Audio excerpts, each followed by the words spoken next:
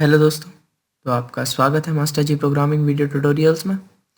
इस वीडियो में मैं आपको समझाऊंगा क्लास एंड ऑब्जेक्ट्स के बारे में। सबसे पहले मैं बता देता हूँ आपको क्लासेस क्या होती हैं। क्लासेस का मतलब ये होता है जैसे कि आपके पास आपकी कार होगी, तो जो कार है वो एक पूरी क्लास है। और जो उसके पार्ट्स हैं जैसे कि हैंडल हुआ, ब्रेक हुआ और इंजन हुआ, ये उसके ऑब्जेक्ट्स हैं। तो एक पर्टिकुलर ऑब्जेक्ट का एक पर्टिकुलर काम होता है जो कि वो परफॉर्म करता है, और उन सारे ऑब्जेक्ट्स को मिला के एक क्लास बनती है। तो हर एक ऑब्जेक्ट की एक स्पेसिफिक आइडेंटिटी होती है, और उन सब ऑब्जेक्ट्स को सिंक्रोनाइज रखने में, एक पूरा का पूरा स्ट्रक्चर देने में जो चीज़ लगती है वो होती है क्लास। तो हम यहाँ पर आपको बता रहे हैं किस तरीके से एक क्लास बनाई जाती है, और उस क्लास के ऑब्जेक्ट्स कैसे क्रिएट होंगे, और किस तरीके उन ऑब्जेक्ट से उसके फंक्शन परफॉर्म करवाए जाएंगे। तो मैं एक प्रोग्राम बना रहा हूँ यहाँ पर क्लासेस एंड ऑब्जेक्ट्स का। तो देखते हैं हम। तो सबसे पहले एक क्लास बनाएंगे जिसका नाम होगा बॉक्स। हम यहाँ पर बॉक्स नाम की एक क्लास बना रहे हैं। यहाँ पर हम एक एक्सेस मॉडिफायर का यूज़ कर रहे हैं। मैं आपको एक्सेस मॉडिफायर के बारे में बता दूँ।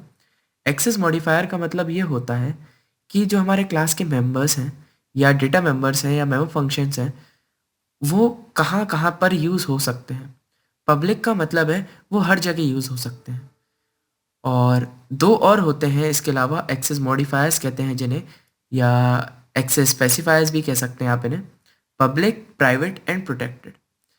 प्राइवेट का मतलब और प्रोटेक्टेड का मतलब थोड़ा थोड़ा सा डिफरेंस है बस प्राइवेट और प्रोटेक्टेड में। पब्लिक हर जगह यूज़ हो सकता है, जो प्राइवेट है वो सिर्फ उसी क्लास में यूज़ होगा।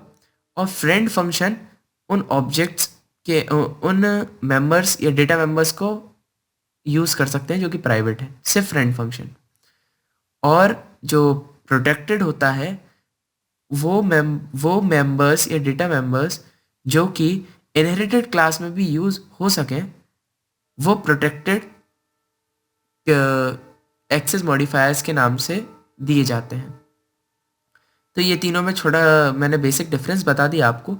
यहाँ पे आप पब्लिक यूज़ कर रहा हूँ। पब्लिक का मतलब है ये हर जगह यूज़ हो सकता है। उसके बाद मैं डेटा मेंबर बना रहा हूँ एक डबल लेंथ नाम का। मैं यहाँ पे बॉक्स क्रिएट कर रहा हूँ, तो बॉक्स के लिए तीन चीज़ों की ज़रूरत पड़ेगी, लेंथ, ब्रेथ, हाइट। तो मैं डबल टाइप का एक लेंथ ले लेता हूँ, एक डबल टाइप की ब्रेथ, और वहीं एक डबल टाइप की विथ ले लेता हूँ। और ये बात का ध्यान रखना, क्लासेस जब ख़त्म हो जाए तो उसके बाद सेमीकोलन आता है। उसके बाद हम मेन फंक्शन में आते हैं। अब जो भी काम होगा वो मेन फंक्शन के अंदर होगा। यहाँ पर हम एक दो ऑब्जेक्ट क्रिएट कर रहे हैं। तो मैं आपको बता दूँ ऑब्जेक्ट क्रिएट किस तरीके से होते हैं। क्लास का नाम और कोई भी वेरिएबल का नाम, तो वो ऑब्जेक्ट क्रिएट कर देता है। तो यहाँ पर बॉक्स डेटा टाइप हो गया। डेटा टाइप जैसे हम क्लास का नाम यूज़ करते हैं, जो क्लास का नाम होगा बॉक्स। तो B1 यहाँ पे एक ऑब्जेक्ट हो गया, B2 यहाँ पे दूसरा ऑब्जेक्ट हो गया। तो यहाँ पे हमने दो बॉक्सेस क्रिएट कर दिए। आप ये मान लीजिए, ये मत सोचिएगा कि स्ट्रक्चर जैसा काम है इनका। स्ट्रक्चर बिल्कुल अलग चीज़ है और क्लासेस बिल्कुल अलग चीज़ है। क्लासेस के अंदर हम फंक्शन भी क्रिएट कर सकते हैं, स्ट्रक्चर के अंदर हम फंक्शन क्रिएट नहीं कर सकते हैं। यहाँ पे बॉक्स B1 और बॉक्स B2 हमने दो बॉक्सेस बना लिए।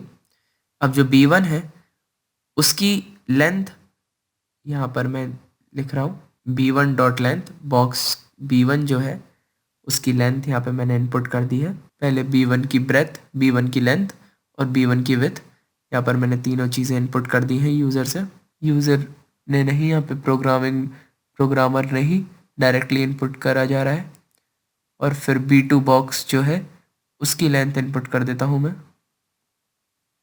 इस तरीके से लेंथ इनपुट होगी जिस तरीके से स्ट्रक्चर में किसी वेरिएबल को हमें असाइन करनी थी वैल्यू, उसी तरीके से हम यहाँ पर भी करेंगे। और ये दोनों बॉक्सेस को अपनी अपनी लेंथ, ब्रेथ, विथ मिल चुकी है। अब हम एक इंटीजर ले रहे हैं, एक डबल टाइप का एक वेरिएबल ले रहे हैं वॉल्यूम, जो कि वॉल्यूम क्रिएट कैलकुलेट करेगा लेंथ, ब्रेथ एंड विथ। यहाँ पे मैंने विथ गलत ले लिया, मेरे को हाइट लेना था, चलो कोई बात नहीं। आप बस कैलकुलेशन पे ध्यान दीजिए जिस तरीके से हम कैलकुलेट कर रहे हैं। यहाँ पे बॉक्स 1 की जो वॉल्यूम है वो कैलकुलेट हो जाएगी और इस तरीके से हम सी आउट स्टेटमेंट का यूज़ करके प्रिंट कर देंगे। और वैसे ही हम बॉक्स 2 की वॉल्यूम भी कैलकुलेट कर सकते हैं और फिर हम उसको प्रिंट कर देंगे। फिर हम आपको आउटपुट दिखाएंगे। पहले यहाँ पे B2 कर लीजिए सब जगह। ये बॉक्स 2 की वॉल्यूम है। हम इसको रन करते हैं। ये हमारा प्रोग्राम रन हो चुका है। आप देख सकते हैं वॉल्यूम ऑफ बॉक्स 1 और वॉल्यूम ऑफ बॉक्स 2।